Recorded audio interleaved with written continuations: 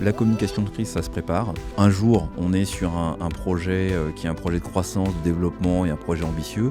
Et le lendemain, on est sur un accident industriel majeur. Quand on aime, généralement, on pardonne. Le communicant, c'est aussi un analyste. Tout ce qui ne se mesure pas n'existe pas. La communication, c'est l'art de la répétition. Je pense qu'on est toujours plus fort à plusieurs que tout seul. Il n'y a rien de mieux qu'une communauté pour pouvoir travailler. On ne peut pas rater sa vie. L'échec, c'est une très bonne préparation et une exécution qui était ratée. Vous écoutez 360 Insight. Je suis Nathalie Royer et je vous propose dans ce podcast des conversations sans filtre avec des personnalités inspirantes qui façonnent le monde d'aujourd'hui. Du monde de la tech à l'industrie du luxe, nos invités partagent avec vous leur parcours, leur succès. Mais ils vous livrent aussi les coulisses de leur business et les réalités concrètes de leur quotidien. J'ai une surprise pour vous. À chaque épisode, j'invite un invité mystère pour nous livrer une anecdote inédite sur notre personnalité du jour. Bonjour à toutes et à tous et bienvenue dans ce nouvel épisode du podcast 360 Insight. Alors j'espère que vous êtes en forme parce qu'aujourd'hui on va parler communication. Un épisode un petit peu spécial parce que c'est vrai que d'habitude je reçois plutôt des entrepreneurs qui nous parlent de leur business en mode hélicoptère view et là j'avais envie de faire quelque chose de différent en rentrant plus spécifiquement dans un sujet. Et aujourd'hui c'est le sujet de la communication avec Patrick Chambaud que j'ai rencontré chez OVH Cloud qui était directeur de la marque et des communications et qui a gentiment accepté de témoigner sur ce sujet. Patrick, comment tu vas aujourd'hui ? Très bien Nathalie, merci. Alors pour commencer, est-ce que tu voudrais bien te présenter ? Et puis, ça m'intéresse aussi de savoir qu'est-ce qui t'a amené vers ces métiers de la communication, si tu étais déjà un bon communicant étant plus jeune, voilà, que tu nous racontes ça. Oui, tout à fait. Merci. Moi, je suis Patrick Chambaud. Donc, j'ai toujours été dans les métiers de la communication. J'ai toujours voulu faire ça. C'est vraiment une vocation pour moi. J'ai démarré en agence, donc chez Publicis, chez Havas, chez Aurore SCG, dans ces agences. Ensuite, chez Saatchi & Saatchi, donc toute la première partie de ma carrière a vraiment été dans l'univers des agences. J'ai fait des études de communication, J'étais à la Sorbonne sur l'aspect information, communication en maîtrise. Après, j'étais au CELSA. Et j'ai assez vite eu la fibre pour démarrer en agence avec cet aspect un peu polyvalent, agile, travailler sur différentes marques, différents sujets assez rapidement. Donc ça, c'était mon objectif premier. D'accord. C'est la bonne formation. C'est ça, la bonne formation. Donc je conseille toujours le CELSA pour ceux qui sont passionnés par ce métier. Et puis après l'agence, j'ai souhaité aller en B2C. Donc chez Adidas, dans l'univers du sport. Donc j'ai vraiment fait du marketing et de la communication pendant quelques années. Et ensuite en B2B, chez Orange, Orange Business Service, qui est vraiment dans les télécoms une référence et puis une très très belle marque à travailler, puisque effectivement, en B2C et en B2B, Orange est à cheval sur les deux métiers, donc très très intéressant. Je vous raconterai ça un petit peu après. Et ensuite OVH Cloud m'a appelé pour structurer sa communication, monter en puissance sur tout l'aspect communication, le plan de communication et puis des gros projets tels que l'introduction en bourse qui ont lieu en 2021. Qui ont forcément marqué. Donc, alors je retiens parce que issu du milieu plutôt financier, c'est vrai qu'on commence en général sa carrière en cabinet. Et c'est très formateur parce que, comme tu le disais, on va travailler sur plein de dossiers différents, on va voir plein de choses. Et après, se spécialiser plutôt quand on rentre en entreprise. Donc là, je retiens que pour la communication, les agences comme Havas, c'est aussi un petit peu la base pour débuter sa carrière.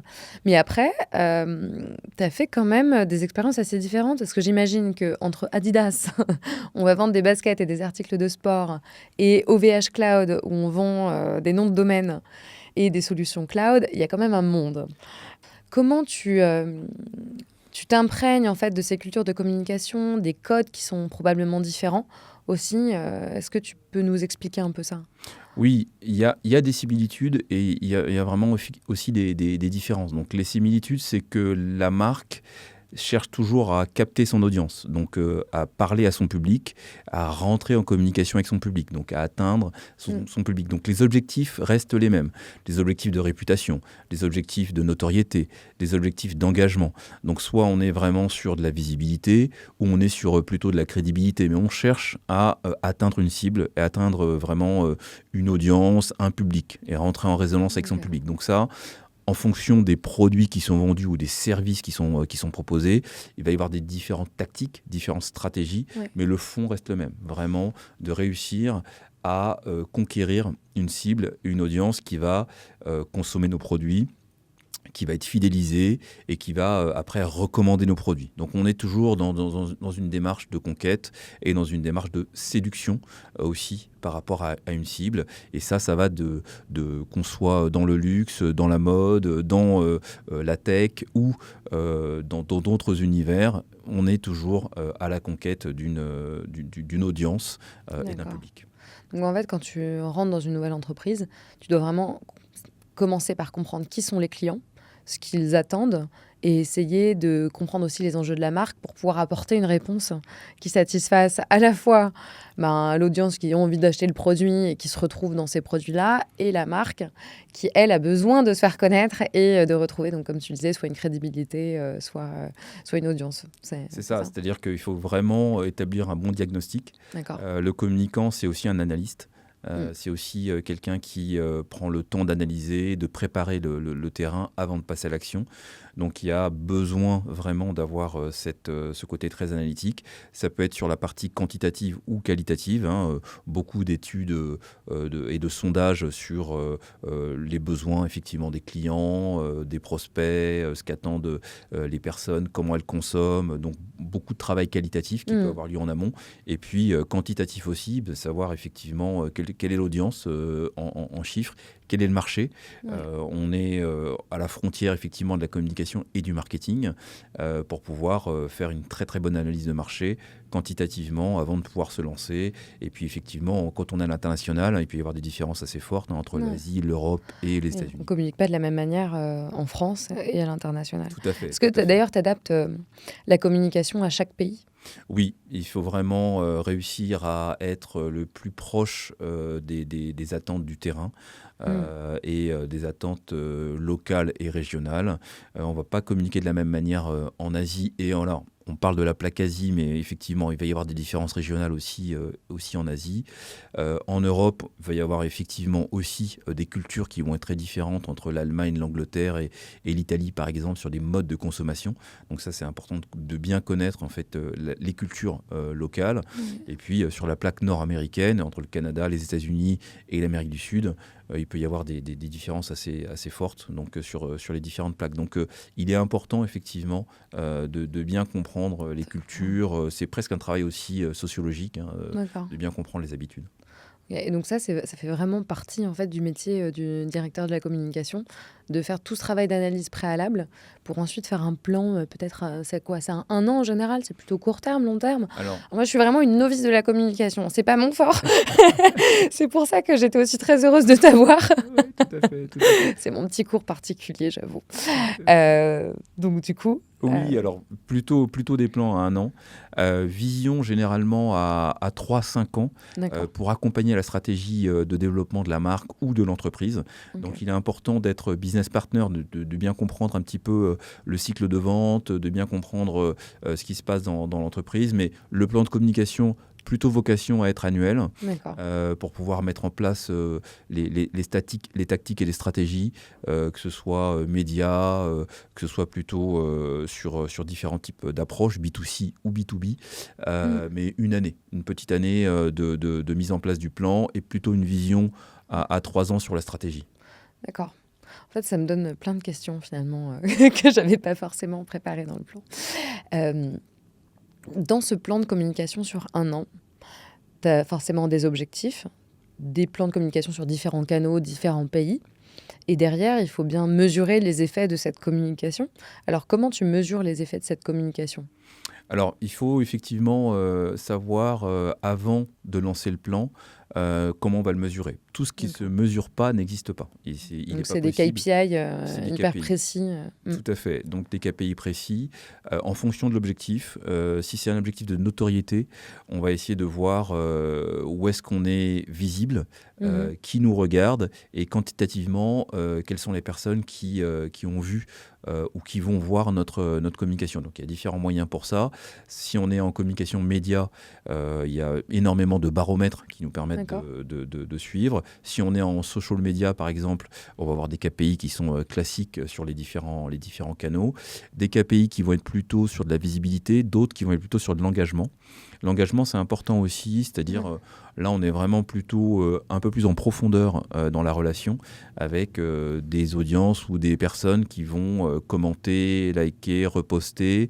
Et donc, les algorithmes des plateformes nous permettent effectivement d'avoir beaucoup d'informations et beaucoup de données sur cette partie qualitative de l'engagement. Donc, le communicant prend toujours en compte la partie visibilité, mais la partie aussi engagement qui est très importante. Et par contre, le taux de conversion, c'est pas forcément de ton domaine. Alors là, on est plutôt dans le domaine du marketing, avec effectivement des techniques sur la conversion, sur la transformation de tout ce qui est engagé, notamment au niveau des leads qu'on va pouvoir récupérer par les différents canaux. Prospects. Les leads des prospects, tout à fait, qu'on récupère par les différents canaux. Alors, j'ai parlé du social media, on va avoir des leads aussi sur les événements qui vont être mis en place, on va avoir des leads aussi sur des campagnes publicitaires, donc on va avoir des leads qui vont avoir différentes sources et différents canaux, sur du CRM également bien entendu, et là l'idée effectivement c'est de pouvoir qualifier, scorer et faire en sorte que le taux de transformation soit le meilleur possible en fonction de votre activité. Si vous êtes e-commerçant avec une activité web qui est très très forte, là il y a tout un tas d'outils qui permettent vraiment au quotidien d'avoir beaucoup d'informations quantitatives sur les transformations. Mais effectivement, là, on est plus dans le domaine du marketing. C'est ça, mais marketing et communication va quand même de pair. Par exemple, si on fait une grosse promotion pour le Black Friday, c'est le marketing qui dit on va mettre tel produit à tel pourcentage de réduction parce qu'on a envie de booster les ventes sur ce domaine. Mais il va falloir que la communication suive derrière pour que le client final ait l'information qu'on a une promotion et donc que les ventes vont pouvoir être boostées. Donc finalement, c'est quand même un couple. En général. Tout à fait. Marketing, communication, c'est vraiment, deux jambes qui permettent effectivement d'avancer et de marcher pour pouvoir épauler les ventes.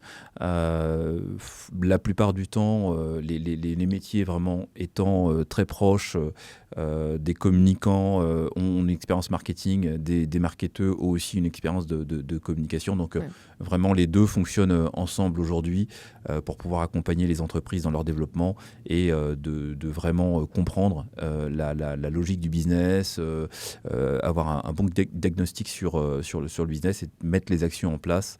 Et la communication est vraiment le canal et le véhicule et la voix, le porte-parole effectivement de l'entreprise. Après, ça va dépendre effectivement si vous êtes sur l'aspect très business ou très corporate, mais globalement, ça fonctionne aussi ensemble. Ok, très intéressant.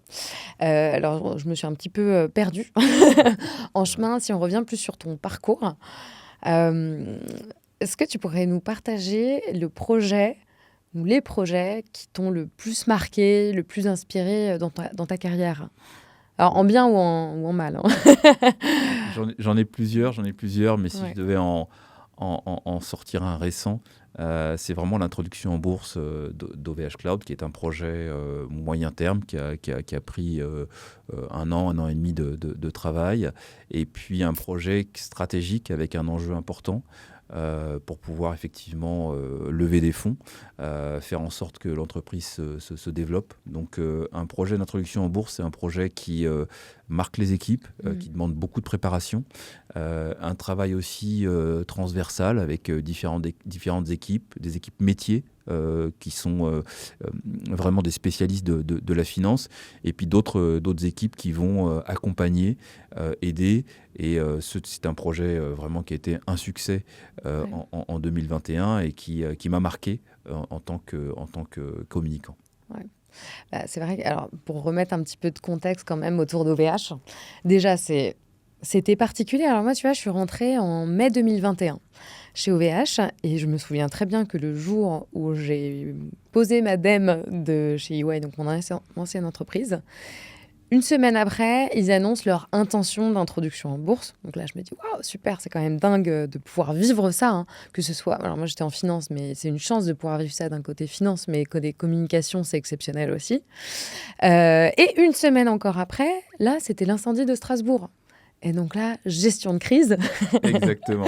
Gestion de crise, d'autant plus que OVH, donc il faut le rappeler, c'était une belle licorne française qui avait 20 ans déjà à cette époque, créée par Octave Klaba, et qui fait à la fois du B2C et du B2B. Voilà, c'est 90% des noms de domaine français. En gros, on a le marché des noms de domaine français, des hébergements web. Et aussi plusieurs data centers en France, à l'étranger, sur des produits cloud. Donc vraiment énorme. On était à combien ? 650 millions peut-être à cette époque-là. C'est ça. Ouais, c'est si ça. mes souvenirs sont bons de finance. Ok, ça va, je ne suis pas une trop mauvaise élève.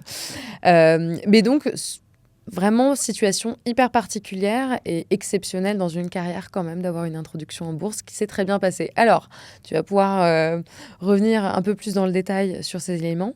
Comment, d'un côté, on va préparer une introduction en bourse, alors avant l'incendie, et les enjeux de rétention, mais même d'un point de vue financier, comment on séduit des investisseurs. Il y a la communication financière d'un côté qui est peut-être pas tout à fait ton dada à toi, mais qui fonctionne quand même avec. Et comment on donne envie aux gens de faire confiance à OVH plutôt qu'une entreprise pour leurs hébergements, pour leur cloud. Donc ça, c'est la première partie. Et puis la deuxième, gestion de crise. Comment dans cette ambition, on gère un incident de cette ampleur-là. On parle quand même d'un data center qui a brûlé avec tous les clients dedans et qu'on les convainc quand même de continuer à faire confiance à OVH. C'est ça, tout à fait. Tu as très, très bien résumé. C'est vraiment ce qui résume aussi toute la difficulté du métier de communicant, la polyvalence et l'agilité qu'il faut avoir parce que un jour, on est sur un projet qui est un projet de croissance, de développement et un projet ambitieux. Et le lendemain, on est sur un accident industriel majeur qu'il faut gérer en communication de crise. Donc ça demande effectivement d'être bien préparé. Ça demande d'être bien accompagné par des professionnels. Donc le conseil, effectivement, mon conseil, c'est que les entreprises se préparent à ce type de scénario avec des différents types de scénarios ou d'accidents industriels qui peuvent arriver, que ce soit une catastrophe naturelle ou un problème technique dans l'entreprise. Donc la communication de crise, ça se prépare. Ça se prépare avec des scénarios qui sont répétés et aussi également une capacité à se mobiliser. Donc il est important d'avoir un capitaine dans le bateau. Ouais.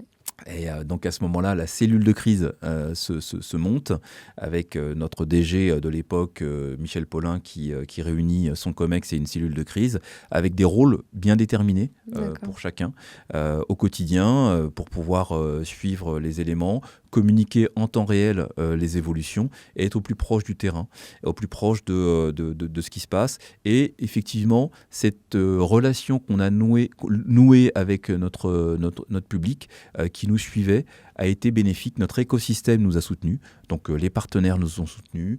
Le grand public était informé en temps réel des évolutions.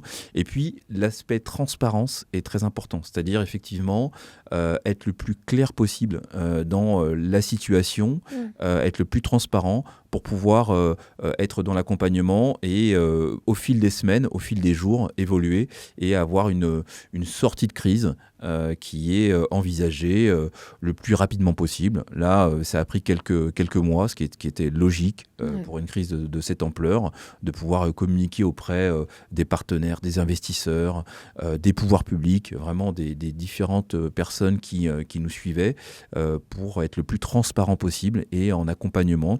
Et donc, ça a été finalement un succès, puisque la communication externe, la communication interne également, parce qu'il fallait tenir au courant nos salariés qui étaient inquiets, Ça rajoutait une pression. Voilà, une pression additionnelle pour dire c'est un événement fâcheux, mais on va pouvoir s'en sortir. Donc, un besoin de mobilisation, de préparation.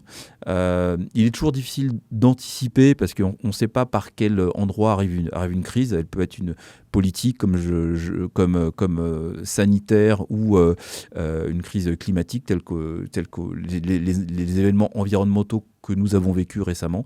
Donc ça peut arriver par différents biais, mais il faut anticiper au maximum, s'y préparer et surtout faire preuve de solidarité, d'organisation, de sang-froid et avoir effectivement un bon capitaine à bord et une équipe derrière qui fonctionne avec des rôles bien déterminés pour chacun. D'accord. Donc là, si on récapitule, ce que tu as dit, c'est il faut se préparer aux gestions de crise. C'est-à-dire que avant même cet incident, toi, tu avais déjà un plan au cas où il y ait un accident majeur, peu importe sa nature, mais un plan de communication, une cellule de crise déjà activable pour pouvoir gérer ce problème. Et le deuxième, c'est le choix de transparence qui a été fait, qui est quand même pas évident parce que là, on dit, bon, les gars, alors c'est pas de notre faute ce qui est arrivé, mais on a quand même fait quelques boulettes. Et vous avez, pour certains, perdu vos données, ce qui est quand même grave.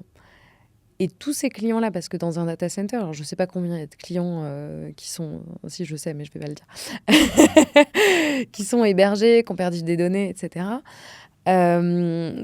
Ces clients-là, si on les perd, c'est foutu. Donc comment on fait pour les garder, en fait? Oui, peut-être que si on est transparent avec eux et qu'on va dire on va tout faire pour que la solution s'améliore, on va faire tout ce qui est possible, ça peut marcher, mais on ne peut pas non plus leur mentir, on ne peut pas leur dire on va vous récupérer vos données si ce n'est pas possible. Donc cet aspect-là vraiment de perte chez les clients, comment OVH, comment tu l'as géré? Alors, être en proximité des clients, donc se rendre disponible à tout niveau COMEX, niveau commercial, au niveau des différents points de contact qu'on a avec les clients. Donc, il vaut mieux qu'une mauvaise nouvelle soit apprise de manière claire et transparente plutôt qu'effectivement des choses soient pas claires. Donc, identifier le mieux possible la situation, pareil, diagnostic, clarté sur la situation, et puis travailler en proximité. Vraiment, la proximité, c'est très important. Donc on tient au courant les clients en temps réel. On n'attend pas qu'ils apprennent la nouvelle à la télé. Tout à fait. En temps réel, en fonction de différents profils de clients. Ça peut être une direction technique, ça peut être une direction générale, différents niveaux de relations. Mise en place d'un SAV aussi, peut-être Mise en place du SAV. Donc ça fait des équipes mobilisées en plus à l'échelle de l'entreprise. Support pour répondre 24 heures sur 24 sur ces sujets-là. Donc important effectivement dans la communication, c'est là où on voit l'importance de la communication et effectivement ne pas sous-estimer cette discipline. Il est important effectivement d'avoir l'information, d'avoir la bonne information sur un temps long, vraiment continuer à accompagner et que la ligne soit toujours ouverte pour les questions, les inquiétudes, les réponses. Donc l'importance de pouvoir être dans le dialogue, dans l'écoute et puis trouver des solutions aussi. Il y a des solutions qui ont été trouvées à différents niveaux. D'accord. Il y a toujours des solutions. Donc c'est toujours c'est le deuxième conseil. Préparer la gestion de crise, il y a des solutions pour tout. Il y a des solutions pour tout. On s'en sort toujours. Et est-ce que tu penses quand même OVH, c'est une très belle entreprise et bon, on était un petit peu licorne préférée des Français, mais est-ce que cette crise, elle a été aussi mieux vécue pour les business partners parce que c'est OVH, parce que c'est un fleuron industriel aussi et technologique français, qu'elle a été supportée jusqu'au bout, peut-être qu'une autre société, peut-être du moindre envergure ou avec moins d'enjeux pour la France, n'aurait pas vécu la crise de la même manière? Oui, c'était une très bonne question. Je pense qu'il y a vraiment une préférence à la marque qui se travaille sur le long terme. On parle beaucoup de choses souvent qui sont rationnelles, mais en fait, la décision d'un acheteur, d'un client, elle se fait souvent sur l'émotionnel. Et l'émotionnel, c'est la relation qu'on a réussi à créer avec ses clients. Donc, s'il y a une relation qui est forte, qui est suivie, qui est une bonne relation. Là, j'encourage encore les marques à travailler ce marketing émotionnel ou cette relation émotionnelle avec les clients, puisque beaucoup de clients décident pas uniquement sur des facteurs rationnels, mais beaucoup sur des facteurs émotionnels. Et quand on aime, généralement, on pardonne, parce qu'on sait que derrière, la bienveillance est là, on sait que les dirigeants sont engagés, on sait que les équipes sont engagées. Et des équipes, un collectif qui se démène pour pouvoir accompagner les clients au quotidien, ça fait la différence. Et c'est ça aussi qui fait la différence pour des compagnies, des marques, être plutôt dans le côté chaud ou le côté froid. Et le côté chaud, le relationnel, fait que le travail de la communication se fait sur le long terme avec une préférence à la marque. Et ça, c'est très, très important. D'accord, donc là, on passe sur un autre domaine qui est vraiment la gestion de la marque. Et c'est même pas juste une marque employeur. On parle souvent de marque employeur, oui, pour attirer les meilleurs talents, mais c'est aussi marque pour le B2C et pour le B2B, de créer ce lien émotionnel avec les partenaires. Comment... bon, là, on peut prendre OVH, mais il y a peut-être d'autres marques aussi qui seraient intéressantes. Ça peut être du Adidas. Sur 3 ans, parce que si tu disais que c'était la vision qu'il fallait mettre en place, comment on met en place cette stratégie de marketing émotionnel? Comment on crée cette émotion? C'est en étant toujours proche, en ayant un fort storytelling peut-être? Alors oui. Quelle est l'importance de storytelling? Alors de parler plus de pourquoi on le fait, voilà, qu'est-ce qui est notre why interne, plutôt que juste parler du produit, on est les moins chers sur tel sujet. Comment on crée ce lien?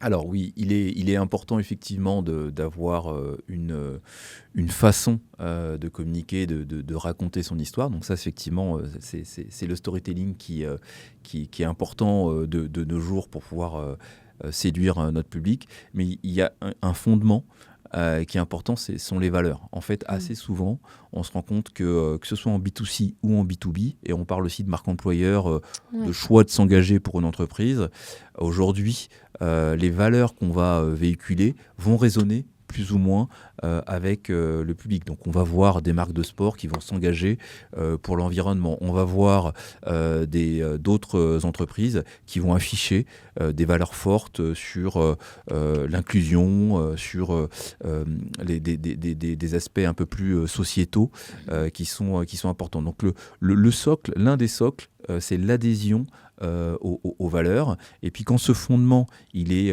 clarifié, il est porté, il est incarné par l'entreprise, ça permet déjà d'avoir une relation qui est meilleure. Puis après, bien entendu, quand on passe en communication, on va raconter notre histoire. Mais il faut réfléchir à, effectivement, tu parlais du why, ce qui fait que les employés vont se lever le matin avec quelque chose qui les emporte ou qui les embarque, réussir à aussi communiquer sur l'aspect, quand je parle d'émotionnel, c'est tout ce qui est autour de ce qui sont les moteurs quelque chose qui motive les salariés. Donc les valeurs sont importantes. Le combat de l'entreprise, pourquoi cette entreprise elle se mobilise, pourquoi, ça fait partie effectivement des choses qui sont très très importantes, parce qu'on sait qu'aujourd'hui le business, il est plus seulement transactionnel, mais il est aussi relationnel, quoi. On a besoin d'avoir un peu de sens, de comprendre à quoi ça sert et comment ça résonne. Donc voilà, il est important effectivement de ne pas être que dans le transactionnel, mais aussi dans le relationnel. Oui, donc un peu la souveraineté, par exemple, si on a envie de faire travailler des entreprises en France ou en Europe et qu'on n'a pas envie de... je sais pas, OVH c'est le dernier, mais de mettre son cloud chez un Amazon où la protection des données n'est pas forcément garantie, alors pas dans toutes les formules, mais dans certaines, ça peut justement faire sens quand on a des choix à faire, ou même d'un point de vue environnemental, de choisir son partenaire en fonction de ses valeurs. Tout à fait. Mais alors, j'ai envie de reprendre le cas Adidas, parce qu'en tant que consommatrice, autant Nike, on le voit très bien. Alors là, c'est pas vraiment Nike qui s'engage, mais c'est les messages qu'ils transmettent. Just Do It, c'est la force. On a l'impression que si on porte des Nike, tous les rêves sont atteignables. Et je pense qu'ils ont vachement orienté la communication par rapport à ça. Donc c'est peut-être aussi un autre type de communication, hein, dis-moi si je me trompe, hein. Mais de vendre du rêve à quelqu'un pour qu'il ait envie d'acheter le produit. Mais Adidas, par exemple, je vois pas... à la limite, Bernard Tapie, bon, ça fait un petit peu de com, et, et limite, on se dit, OK, ça peut être sympa. Mais Non, mais c'est sûr que la communication grand public sur du B2C, et notamment sur des produits iconiques dans le monde du sport, on véhicule généralement du rêve, du dépassement. Et puis on sait qu'effectivement, on a eu les Jeux Olympiques récemment. Ouais. On voit un petit peu ce que véhicule comme intensité émotionnelle les émotions du sport. Donc il y a des territoires de communication qui sont occupés par les marques.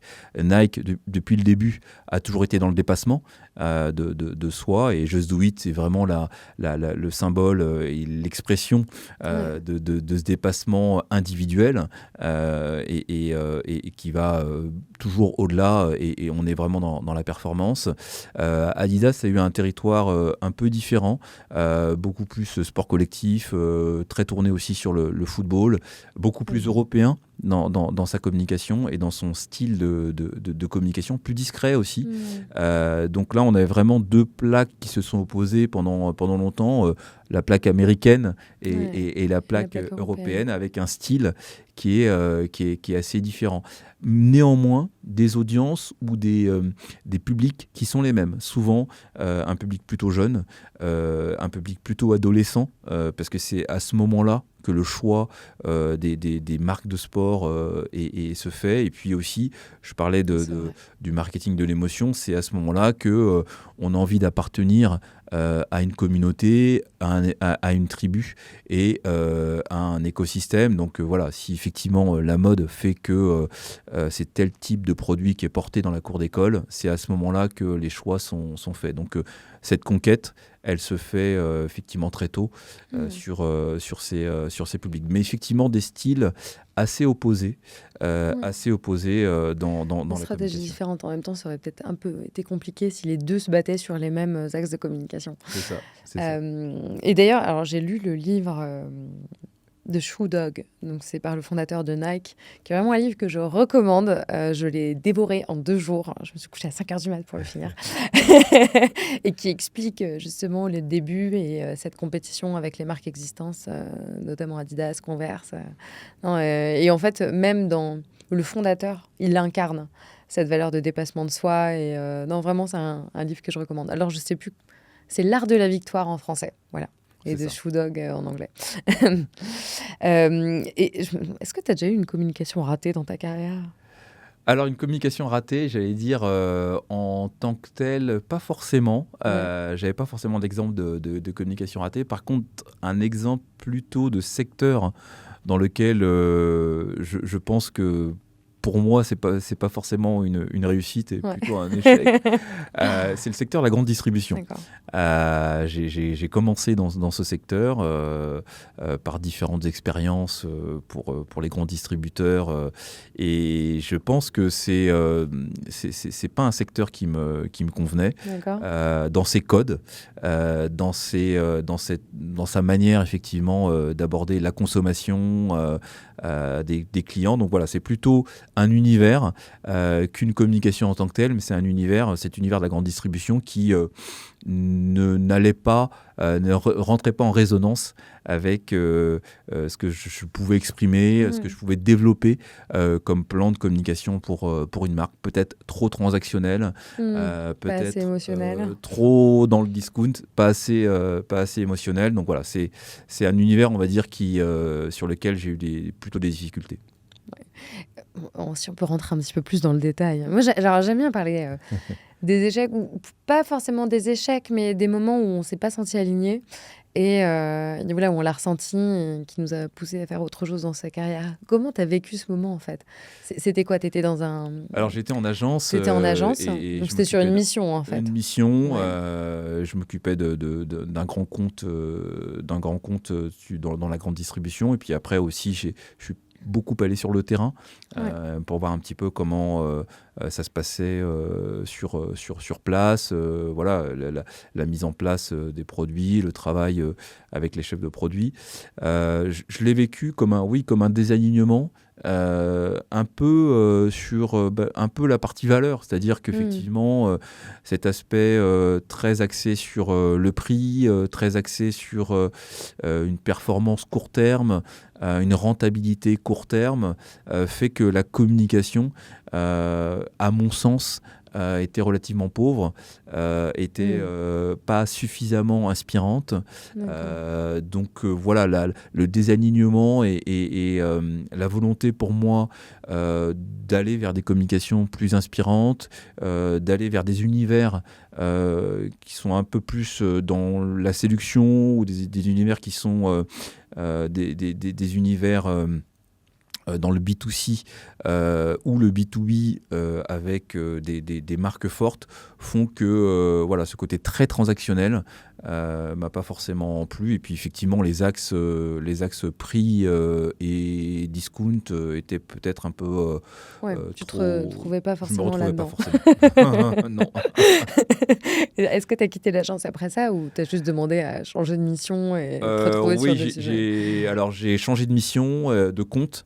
Et je me suis retrouvé sur des comptes qui me convenaient un peu mieux, et des univers avec des territoires qui étaient plus dans des territoires d'expression sur lesquels je pouvais apporter les choses. Et ensuite, j'ai fait de l'automobile.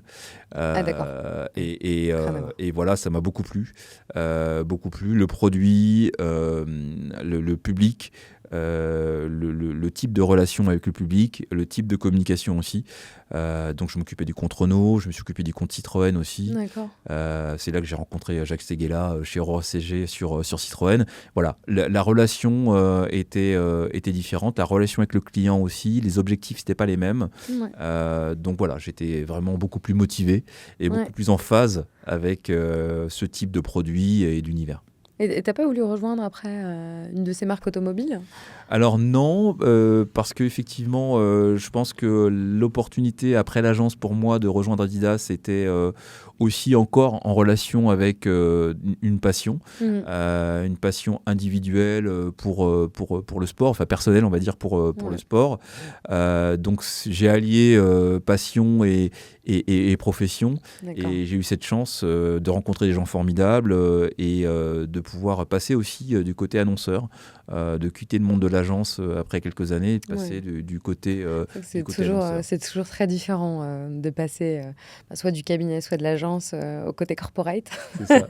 En général, ça fait un petit choc. C'est ça. Alors, je ne sais pas si en agence de com, c'est pareil qu'en cabinet d'audit. On travaille comme des dingues, on voit plein de choses. Et quand on arrive en entreprise, là, on se rend compte qu'en fait, tous les conseils qu'on donne, c'est pas si facile à appliquer dans la vraie vie. Qu'il y a beaucoup de dépendance, des vrais enjeux, etc. Se reconvertir, c'est souvent plus une nécessité qu'un choix. C'est un processus complexe qui peut paraître insurmontable. Et personnellement, je pense que personne ne peut le faire seul. C'est pour ça que j'ai été séduite par Jobtimize. Depuis 14 ans, Jobtimize accompagne les professionnels dans leur reconversion avec un accompagnement bienveillant et personnalisé, alliant expertise humaine et outils d'intelligence artificielle. Ce qui fait leur force, c'est leur capacité à suivre les tendances RH tout en offrant une flexibilité qui s'adapte aux besoins et au rythme de chacun. Le sentiment d'être perdu, oublié, revient souvent dans les études RH, mais Jobtimize vous aide à transformer ce doute en un projet structuré. Spécialistes des bilans de compétences et des transitions internes, ils permettent aux entreprises et aux salariés de naviguer sereinement vers de nouvelles opportunités, avec un cadre bienveillant et une approche qui vous place toujours au centre. Alors, si vous avez l'impression que c'est le moment pour vous de changer, de redonner du sens à votre carrière, sachez que Jobtimise est là pour vous accompagner avec flexibilité et bienveillance tout au long de cette transformation. Et ce n'est pas tout.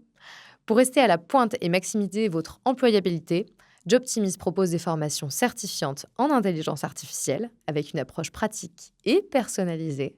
Ces formations vous donnent les clés pour créer votre IA personnalisée, comprendre le traitement des données ou encore explorer les applications concrètes et saisir les limites.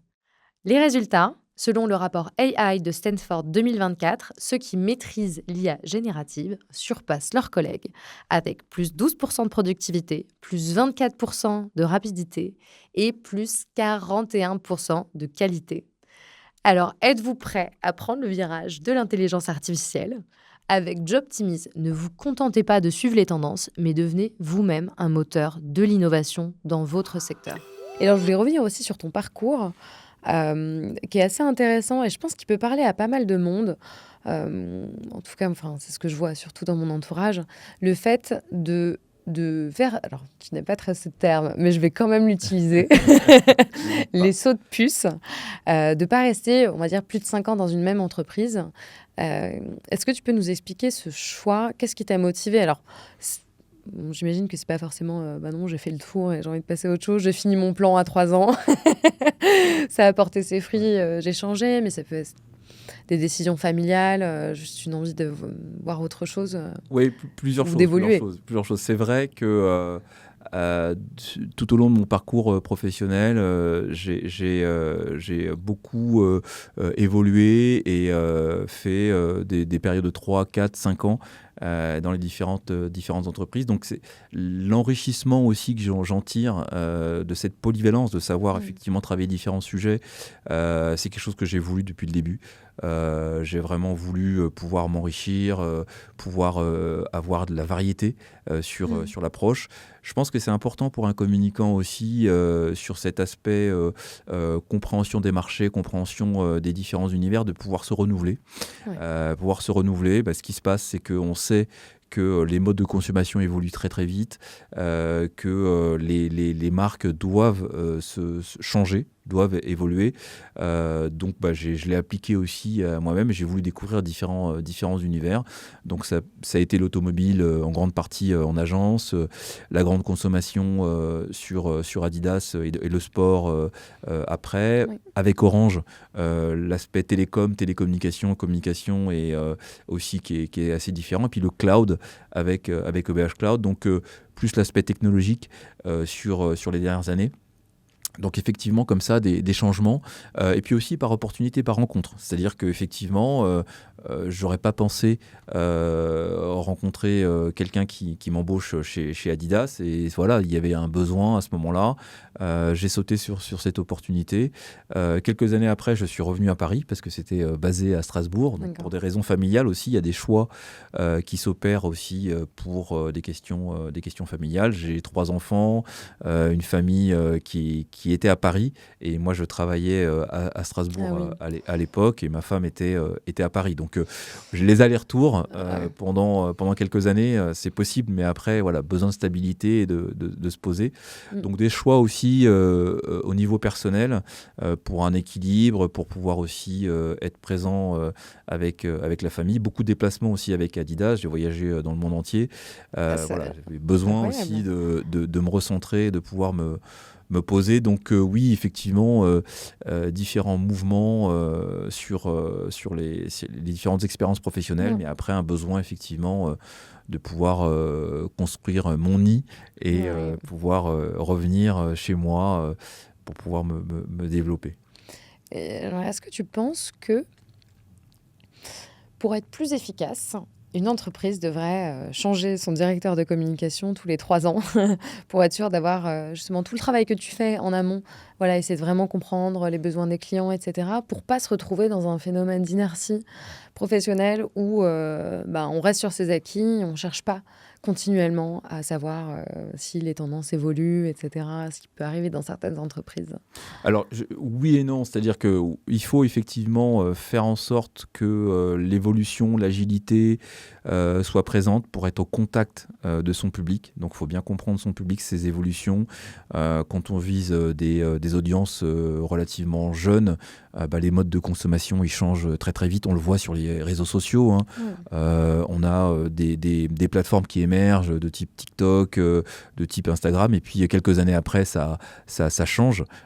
Donc il faut réussir à suivre ces tendances. Il faut vraiment pas s'endormir et se reposer sur ses lauriers. Les choses bougent, et même dans le corporate, même dans le B2B, c'est un peu plus lent, mais c'est un peu plus lent. Il y a des cycles qui sont peut-être un peu plus longs, mais globalement, il faut réussir à coller aux attentes de son public, et on voit que les attentes s'accélèrent. Il y a une accélération sur les dernières années, avec des plateformes ou des types de communication qui vont émerger. Donc les équipes, il peut y avoir de la stabilité dans les équipes. Ce qu'il faut, c'est se régénérer en permanence et réussir à avoir cette curiosité et cette écoute qui fait que les marques avancent aussi avec leur public, même anticipent les tendances.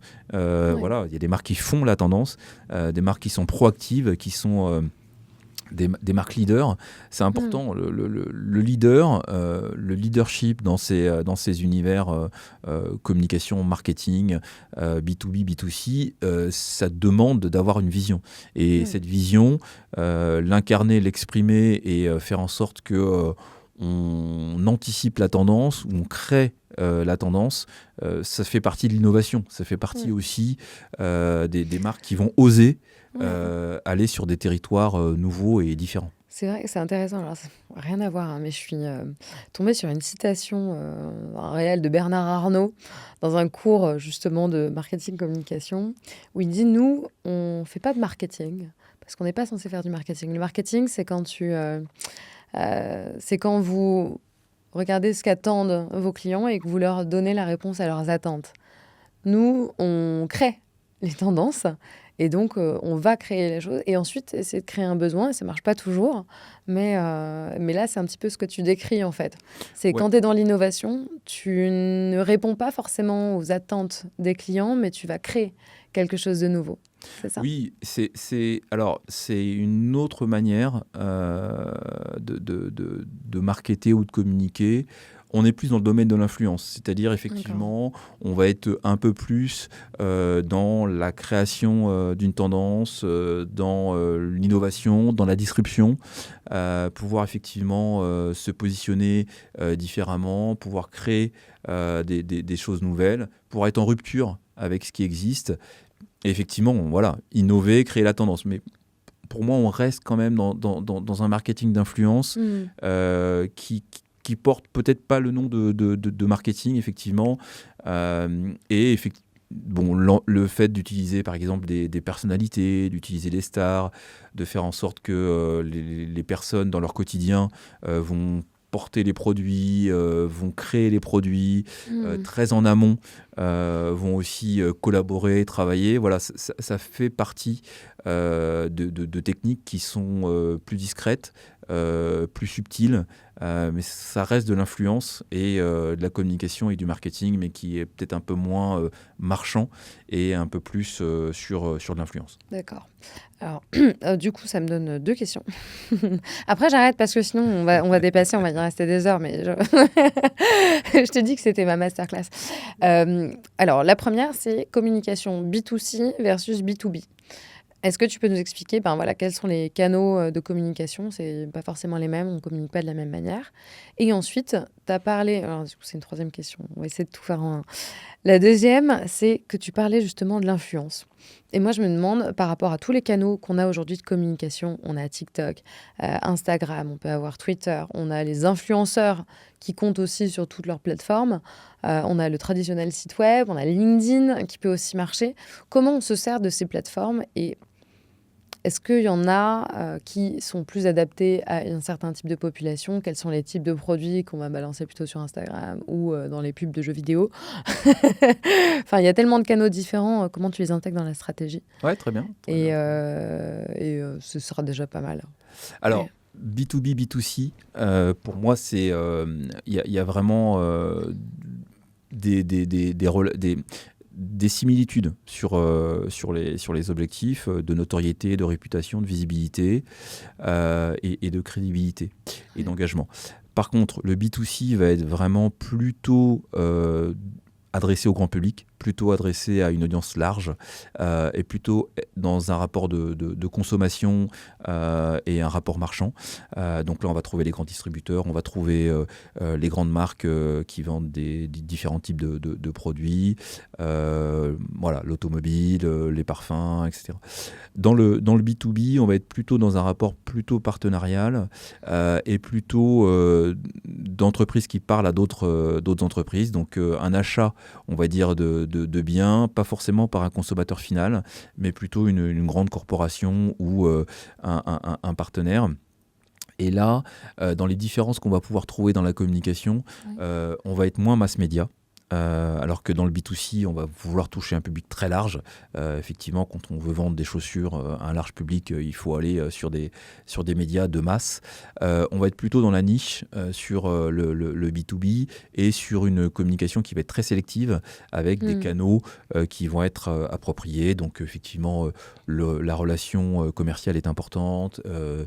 Tout ce qui va être sur l'aspect corporate, voilà, les canaux vont être différents entre B2B et B2C. Donc on va être plutôt sur du grand public et du mainstream sur le B2C et plutôt en spécifique sur du B2B. Il faut pas oublier aussi que sur le B2B, il va y avoir une question sectorielle.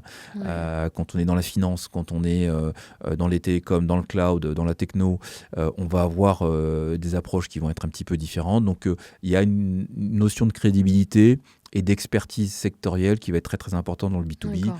On va faire confiance à une entreprise, on va faire confiance à une expertise avant de pouvoir s'engager, puisque effectivement confier son parc informatique à une entreprise donne vraiment un accès à des données sensibles, etc. Donc on va être dans une approche qui sera peut-être un peu moins marketing, un peu plus corporate, un peu plus rassurante. Dans la confiance, vraiment dans la confiance, avec différents drivers qui sont travaillés par les commerciaux pour pouvoir donner confiance et faire en sorte effectivement que le partenaire ou l'entreprise signe le contrat pour pouvoir vous travailler avec vous. Donc en fait, pour le B2B, on va avoir deux volets de ce que je comprends. Il y a les commerciaux qui sont vraiment le relais de la communication de l'entreprise pour donner confiance. Et il va y avoir tout ce qui est un peu spécialisé, une petite émission sur BFM Business, par exemple. où les dirigeants viennent expliquer comment ça fonctionne, quelles sont les innovations, etc. Et voir qu'il y a quelqu'un qui tient un peu la baraque derrière.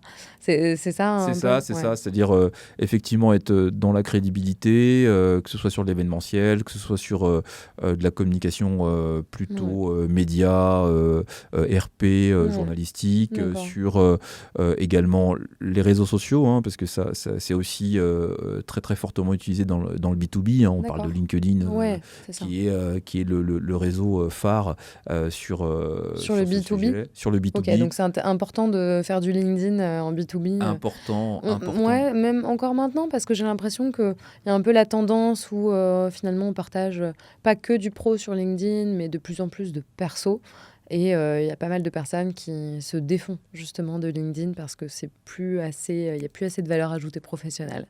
Alors c'est vrai que le réseau a évolué sur ces dernières années. LinkedIn a évolué avec une tendance sur des formats différents, sur un peu plus effectivement de personnel, un peu plus d'émotionnel que ce qu'il y avait avant. Le côté très corporate, très froid des débuts s'est effacé. Aujourd'hui, les gens vont se livrer, vont parler de leurs émotions, vont parler de choses plus personnelles.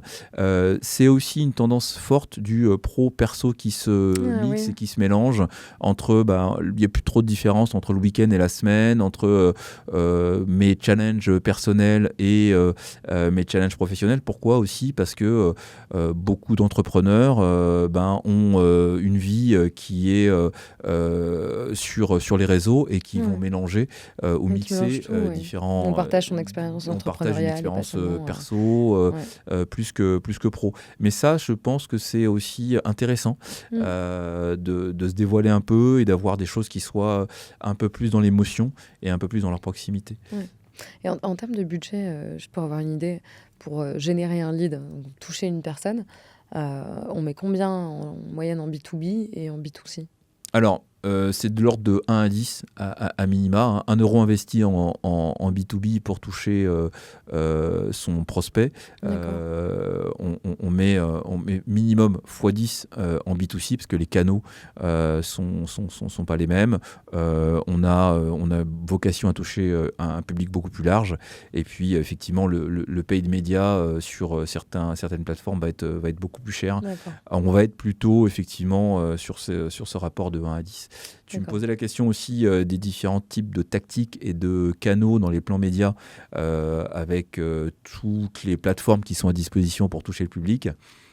Aujourd'hui, je pense qu'il faut vraiment d'abord définir son objectif pour éviter justement de s'éparpiller, de se disperser et d'avoir effectivement une dilution de son approche ou de son budget. Il vaut mieux avoir un plan média un peu plus restreint ou une stratégie qui est un peu plus focalisée sur le public et être dans la récurrence, la persévérance, la répétition. La communication, c'est l'art de la répétition. Donc, en fait, il vaut mieux avoir un message clair et un storytelling clair qui est répété tout au long de l'année plutôt que de s'éparpiller sur des différents canaux. Donc, ça demande de bien travailler l'objectif, de bien travailler l'analyse amont, le diagnostic et ensuite de choisir ces quelques canaux privilégiés et de savoir où est votre audience, où est votre cible, comment elle interagit et de se focaliser sur ces canaux. C'est pas la peine d'être dispersé, d'être partout. C'est la dispersion, c'est les dilutions, que ce soit payant ou en gratuit, on va dire, sur les différents types de canaux, organiques ou payants. Il faut pas se disperser. Ok. Super conseil. J'ai plus qu'à être disciplinée, ce qui n'est pas mon fort non plus. Alors, Patrick, tu sais qu'à chaque épisode, je fais intervenir un invité mystère pour livrer une petite anecdote ou un message. Donc, je vais te laisser écouter un message qui t'est destiné, qui est plutôt sympa, j'avoue. Bonjour à toutes et à tous, et bonjour à toi, Patrick.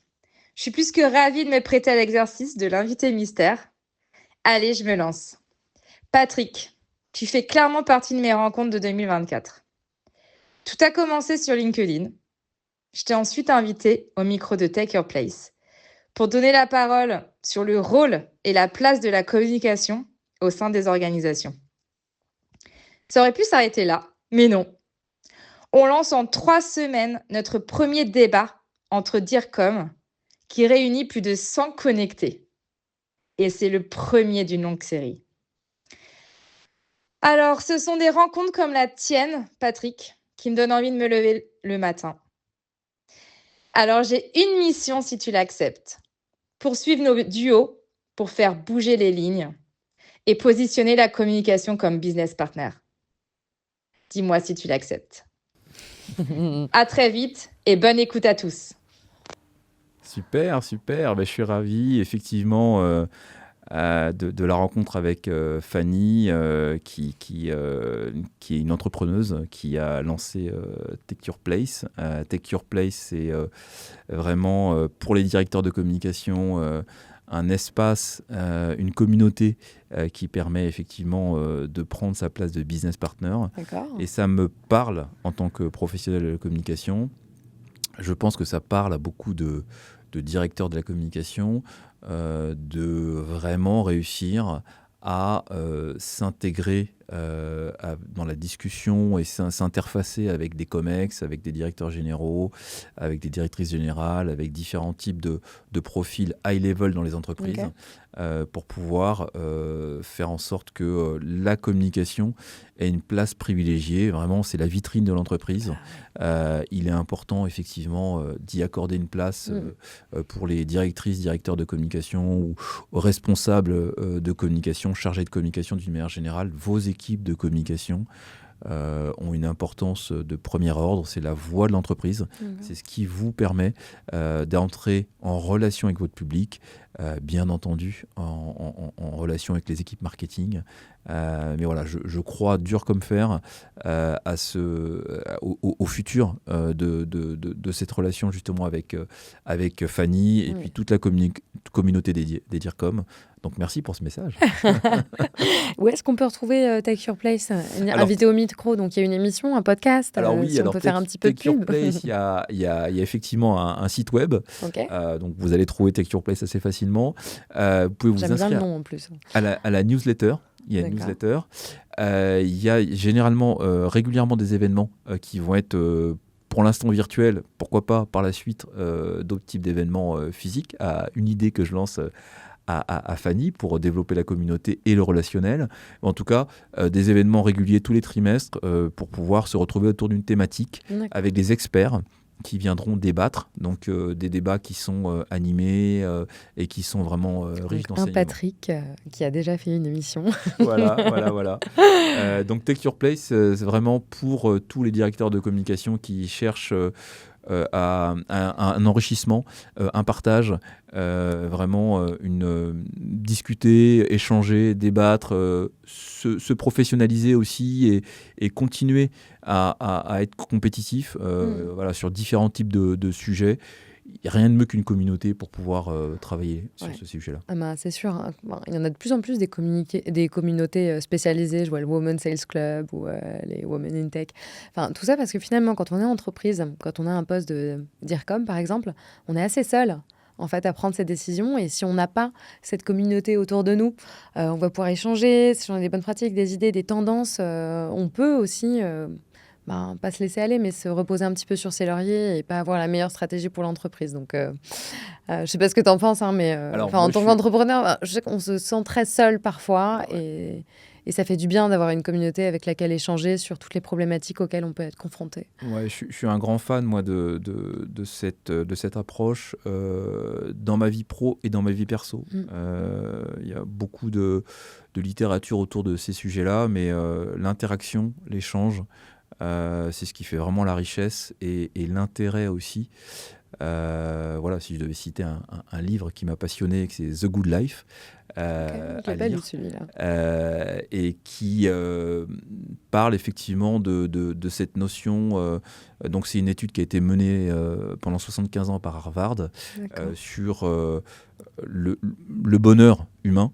Et il en sort que les interactions, les connexions, l'échange, la sociabilisation, etc., font partie des aspects les plus forts et les plus intéressants. Et je pense que dans la pro et dans le perso, c'est la même chose. C'est-à-dire qu'effectivement, plus on échange, plus on collabore, plus on a plus d'idées à deux cerveaux qu'à un.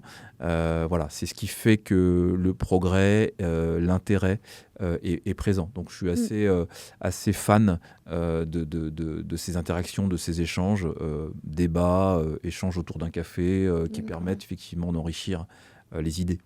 Donc dans ta vie perso, si on enchaîne là-dessus, tu es aussi un grand communicant. C'est avec... alors par exemple, moi je sais que j'aime bien faire des déjeuners ou des cafés avec d'autres entrepreneurs, des personnes que je connais pas assez régulièrement justement pour s'enrichir un petit peu. Est-ce que tu es dans des groupes, je sais pas, même si tu fais de la course à pied par exemple, comment tu t'enrichis au quotidien de toutes ces communications avec tes entourages? Ouais, c'est ça. La communication, ça va dans les deux sens, donc c'est aussi l'écoute. Moi, j'aime beaucoup le partage, l'écoute et effectivement cet enrichissement par des connexions personnelles. Alors dans le monde du sport, ça va être faire partie d'un club.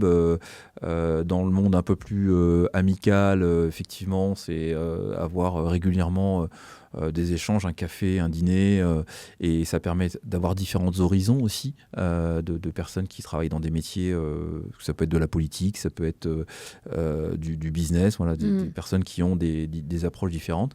Puis sur l'aspect communauté, on n'est pas forcément obligé de se rencontrer parce que parfois c'est pas évident, donc faire partie de différentes communautés, différents groupes sur les réseaux sociaux permet effectivement de voir un petit peu les expériences, des partages d'expériences pour pouvoir comprendre les difficultés, accompagner, épauler, discuter. Voilà, je pense qu'on est toujours plus fort à plusieurs que tout seul. Ouais. Ça, c'est vraiment quelque chose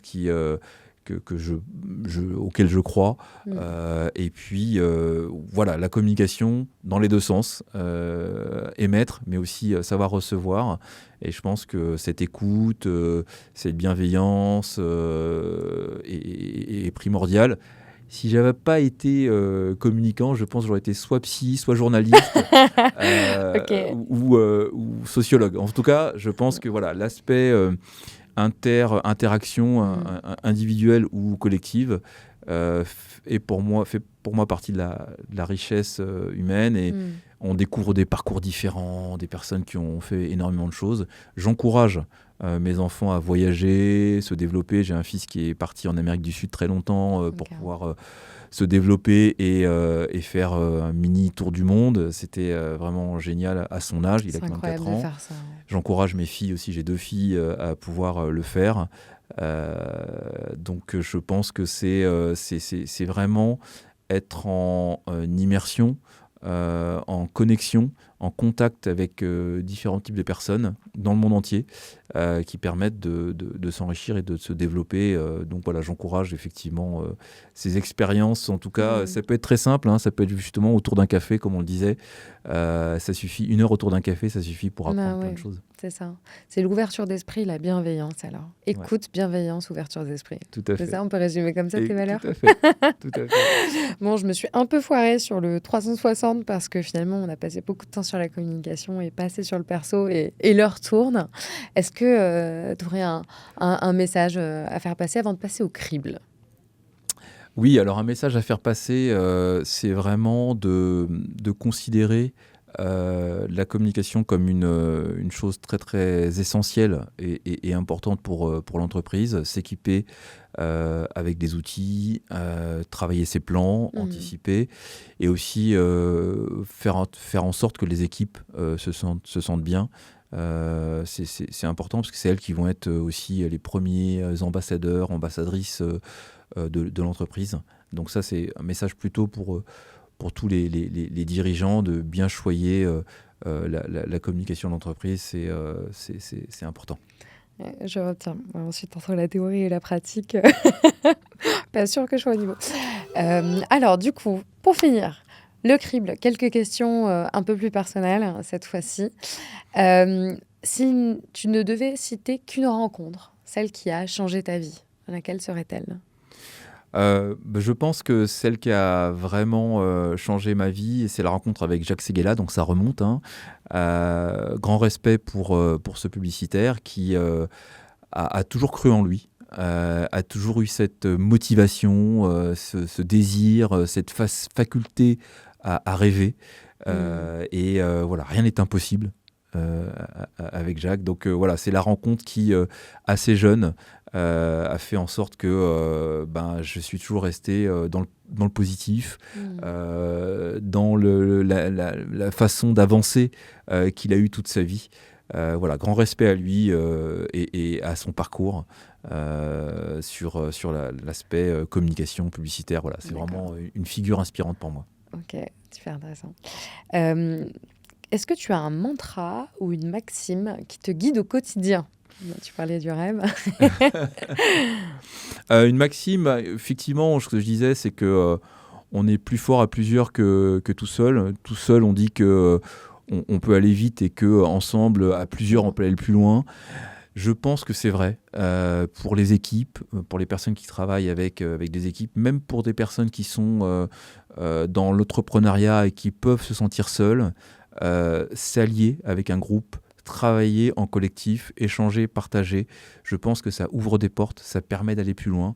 Et je remercie Fanny pour son très beau message aujourd'hui. Et je pense que c'est vraiment dans cette direction que j'ai envie d'aller, travailler ensemble avec la possibilité d'échanger, de partager pour pouvoir aller plus loin, effectivement, et pas être trop isolé.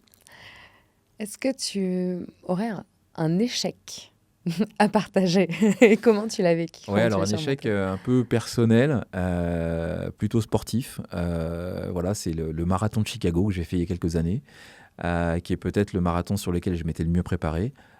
C'était mon 3e marathon. J'en ai fait que 3, mais j'ai fait un peu de triathlon et du marathon. Tu t'es arrêté sur un échec.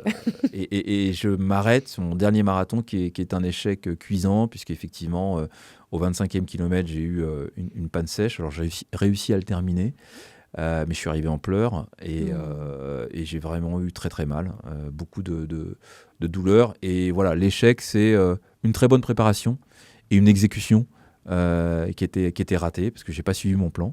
Je suis allé plus vite que le plan. Il faisait très chaud ce jour-là. Et ça a été fatal. Donc un échec de A à Z. Pourtant, la préparation était bonne, mais l'exécution n'était pas bonne. D'accord, donc conseil, on respecte le plan. Il vaut mieux.